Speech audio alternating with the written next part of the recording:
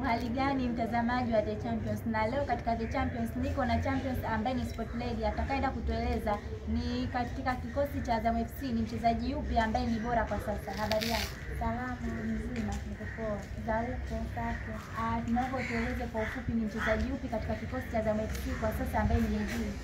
Kwa upande wangu mimi ni Lusajo Mwaikenda. Kwa nini Lusajo Mwaikenda? Kwa sababu kwanza Lusajo Mwaikenda kuna vitu ambavyo anavyo. Kwanza ni beki, lakini licha kwamba ni beki kuna vitu ambavyo anavifanya, kuna muda utaweza kusema ni mshambuliaji. Kwenye msimu huu ni beki pekee ambaye anaongoza kwa magoli, kwamba ana magoli 7 kuliko mabeki wengine wote, lakini pia ni beki ambaye ameisaidia Azam FC mpaka kufika pale. Yaani ameisaidia kwenye kila engo. Amewasaidia kwenye kuassist, amewasaidia kwenye kufunga, amewasaidia lakini kwenye kuondoa mauzauza kwenye lango lao. Kwa hiyo upande wangu mimi naona kwamba Lusajo Mwaikenda ni mchezaji bora pale Azam FC.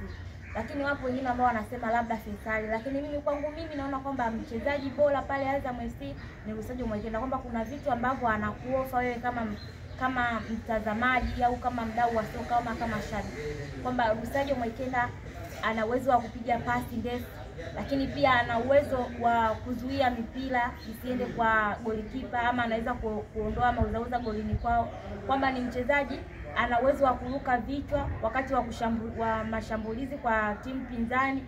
Kwa ni mchezaji ambaye anaenda mbele kushambulia, anapeleka mashambulizi, lakini pia hasahau kwamba yeye ni beki, anarudi kwenye jukumu lake la kukaba. Kwa upande wangu mimi naondoka na Lusajo Mwaikenda kwamba ni mchezaji bora sana pale Azam.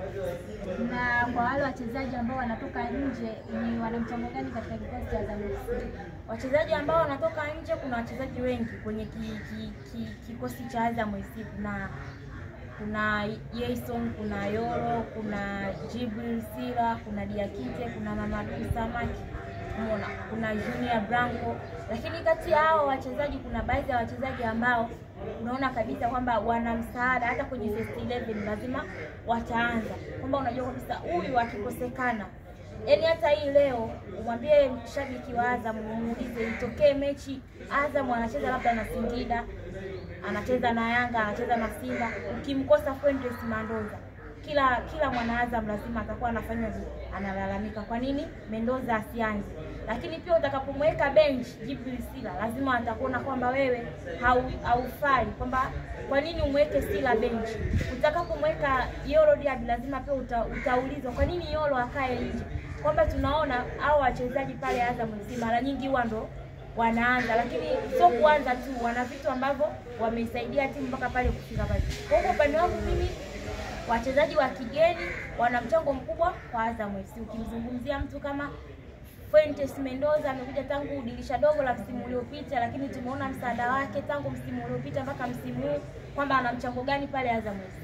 Umeona ni mchezaji ambaye yupo hasahau majukumu yake, ni beki ambaye beki kitasa, wengi wanapenda kutumia msamiati kama kwamba ni beki kitasa. Unapopita kwake lazima ufanyaje, ujipange. Lakini kuna mtu anaitwa Yoro Mamadou Diaby, kwamba ni mchezaji pia vile ana kitu. Kwa upande wangu mimi, wachezaji wa kigeni wana mchango mkubwa kwa Azam FC. Shukrani sana. Karibu tena katika kipindi chako cha The Champions. Ulikuwa nami Mwastira Ramadhani.